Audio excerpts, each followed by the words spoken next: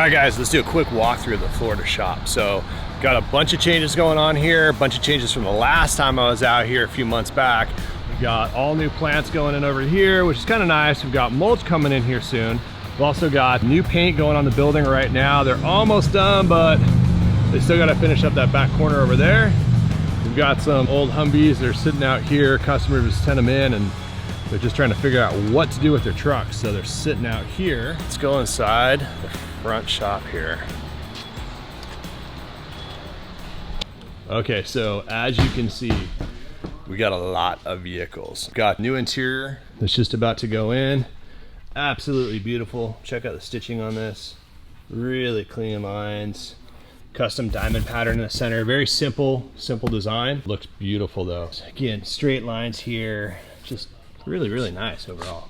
So that is just about to go into a truck. We just got it delivered yesterday. So many trucks going on. A couple repairs on this truck. It is up for sale, but we're just dialing in a couple little items on here to make sure she's 100%.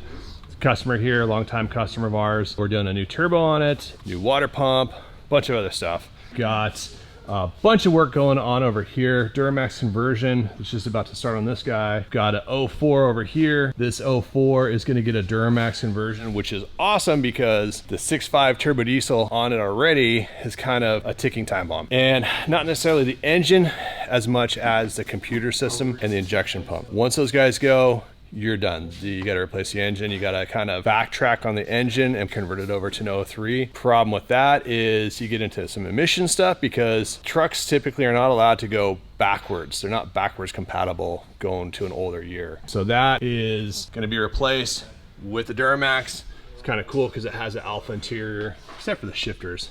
I don't know if you guys can see that, but the 04s have the old style shifters there. Then alphas went to a little bit nicer shifter.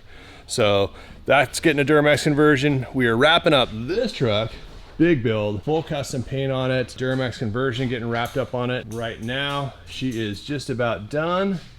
And I think they're waiting on a couple parts to throw back in there and get it wrapped up. Then we've got some service work going on, custom painted fender flares. We're doing an oil pan on it, bunch of service work to get her all dialed in. And then I think she's coming up for sale. Oh, it's a 2000. Then we got service work over here. This truck's in for a bunch of service work. New windshield gaskets. It was leaking from up on the top here, so we've got a new gasket going in there. And new brakes, new rotors, new pads. We've got this refit on the slantback converted by someone else. And then the H2 over there. We got the old brakes out, new brakes going in. Had a little issue. One of the reasons why we replaced this guy. So you can see that guy's gone. So it's cracked, that whole chunk of metal's gone. I think this was the one that was missing a bolt. It's probably just shifting around in there. So getting that fixed. Oh, this is cool. So a good friend of mine, Doug, was out in California and then he relocated out to Florida. We did his conversion, I want to say probably 8-10 years ago. Got all done for him. Again, this is one of those guys that you want to buy Doug's vehicle because he has his maintenance like dialed in. Every trip he would take, if it was once a month, he'd bring it to the shop. We go through, do an oil change on it, get her dialed, send her back home just down the street in California, and then he'd take a trip across the country. Eventually, he bought a place out here, now lives out here. So we're redoing the entire interior. The interior is out at the upholstery right now. When that comes back, we'll get it wrapped up and get it back to Doug. Then we got conversion over here, and that is coming up. That is gonna be a couple months down the road there. We got a ton of parts, so a ton of D-ring brush guards, rocker panel protection, roof rack, parts and parts and parts. It's probably like 20 grand, 30 grand in parts over here. So we manufacture all the parts in California, ship them out here. The manufacturing is all done there. Big difference here though is they do paint in-house where California we don't. It's just some of the emission stuff. It gets a little weird with California Air Resource Board. It's just nice to stay away from that. Let another shop lay down the paint for us. We prep all the trucks. So we got a little hallway here. Get into that back shop here. Bolt bins here. We got a couple vehicles out there. Something we're gonna be doing too at some point here is on the back fence here, we're gonna put all new vines, some new trees out in the front there. So really kind of cut off the shop from everyone else. You can see in here. Always rocking the American flag. So we got this truck here, Humvee, we're doing a conversion on. We also got this top shipped in from the customer. Really unique top. I don't know who manufactures it. It's kind of cool because it comes back here and fills in this void here, but it's a lot of work, a lot of custom work. You can see like just little stuff like fitting it. The lines aren't quite on there. Maybe it needs to be pulled down. I'm not sure. Spent many, many hours getting it to this point. It's just prepped. Doors don't really close. The latch mechanism doesn't hit the striker. It's just missing it a little bit, so not sure. Maybe we have to pull the striker out or something. A lot of custom work with this top though, which is not ideal, but it kind of is what it is. There's not many options out there for tops. So yeah, that's what's going on here. Check this out. There's like another little, I don't know, Quonset hut looking little cover that goes over the top. So this will keep out some of the water. Hopefully it sheets off. Yeah, the problem with this is you're gonna have a lot of money into it and you're gonna expect that it's watertight and sealed. Unfortunately, it won't be. There's no way around it. So yeah, a lot of work there. Coming over here, that truck's on hold for quite some time. Duramax conversion going on here. She is just about done as far as getting wrapped up in here, and then the body's gonna come down. So I would suspect late this week the body will be down and they'll put the cooling stack in place and she is ready to go. We did a full paint job on it. We found a couple blems in the hood, so we're actually redoing all the paint on the hood so it 100% matches as opposed to just blending it in. You could do it, you could blend it in, get away with it that way, but it's just easier. The hood's off already, so we're just gonna sand the whole thing, repaint the entire hood. Then we got this guy here. So this guy here is a basket case. Duramax conversion is gonna happen here shortly. That's the old engine. Let me show you what's going on back here. So we got this bed, two-door truck, and they went through and literally like hacked up the bed. And so when it came in, it had a diamond plate bed cover and it fit entire into the whole bed cavity. And so I think its main purpose was to hide the fact that the bed is trash. So we took off that aluminum diamond plate cover, got it off, and found this hole. We found that hole over there. I don't know if you guys can see that. We got that hole there. It's got that damage right there. And it had a whole fifth wheel attachment in the bed here. Then coming up here, just eat through the corner. That whole thing just chunks up. So we're gonna have to fix that somehow. Same with this guy.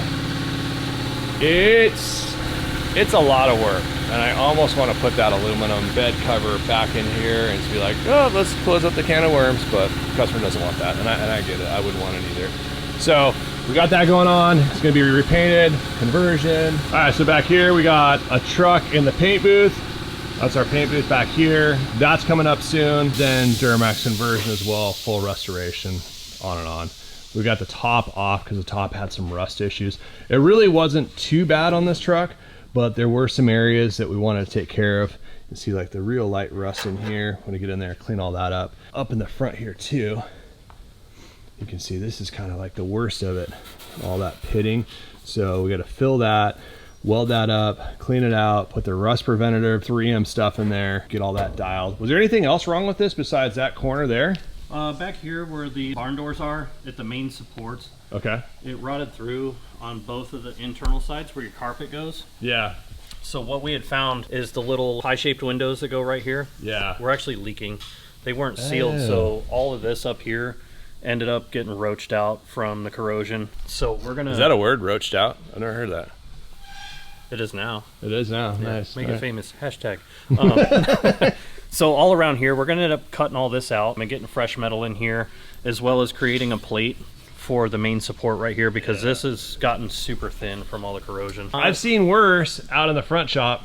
Yeah, yeah, buddy. I know what you're talking about. I'll show you that one in just a second. I haven't been out there in a while. There might be like animals in it. Yeah. I mean, the holes have grown so much that it's a beast. And then in the seams where they wrap the metal around from the factory, we're gonna have to open that up because it's actually, the rust is built up inside of there. Yeah. And that's where it started, and now it's pressing its way out. Basically the glue seam, or where they put the body seam sealer. So this is a proper way to do a paint job. It is expensive though, and we get people calling all the time where they're like, hey, how much is your paint job? And we're like, X amount. And they're like, oh my God, I can go to somewhere else and get it for a quarter of the price. I'm like, yeah, it's a company's called Earl Scheib. They would never. And you'll be coming back here, and we'll be doing it the right way. Yeah, they will cover up these problems right here. And then those problems will keep on growing. It's cancer. And it gets worse and worse and worse until the whole top has to come off and get dialed in this way. Speaking of having things covered up in the drip rails, we actually that's a bad spot in the drip rails. So you guys are looking for a truck, you're gonna buy a truck, check the drip rails, make sure that they're dialed, because that hides a lot of problems and you don't really see them. An inch of Bondo from front to back in each drip rail on this truck that we had to chisel out. Yep. And So, there was no rust. There was nothing wrong. They just filled it. I guess they didn't like how it looked. yeah. So the early model trucks actually didn't have anything in there. They just painted it. Late model trucks, they'd put body seam sealer in there and smooth it over, and it looks a lot nicer and cleaner, a little bit more protective. But in this case, it was Bondo. So even if you know those facts, you may look at it. It was like, oh, really? It was like kind of like the Humvee top over there, where it has the slant that just comes over the doors. That's the Kwanzaa top. Yeah, yeah. This is how his drip rails basically were. It was just slipped off. So. Okay, so what do we got here? Did you already fix that?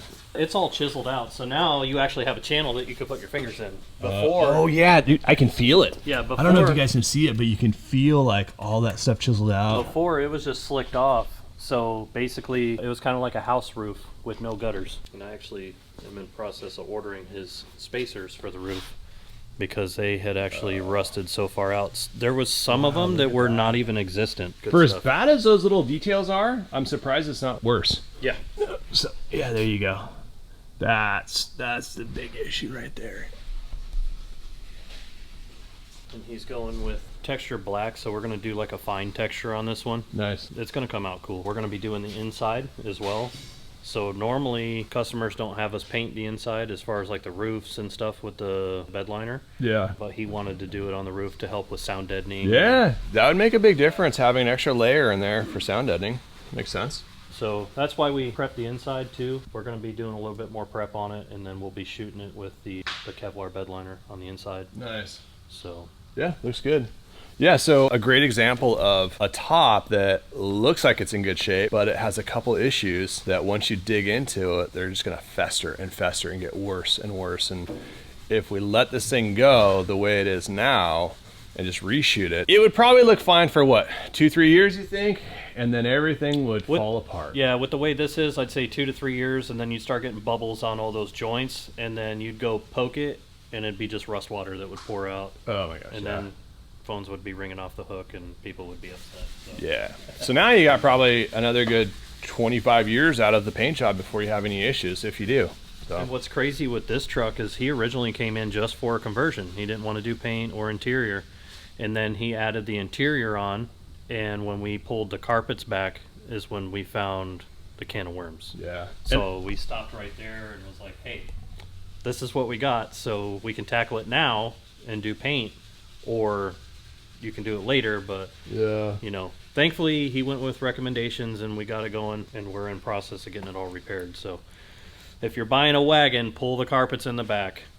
I've said that so many times. Actually, we have a good vlog on an H1 buyer's guide, so check that out. I'll have a link in the description down below. That specific video I go over talking about is the carpets that are on top of this bed right here, which is in this location right here. You pull that up, and then you can check this area from the inside, and specifically this area right here. Oh yeah, look at that. You got a little hole there.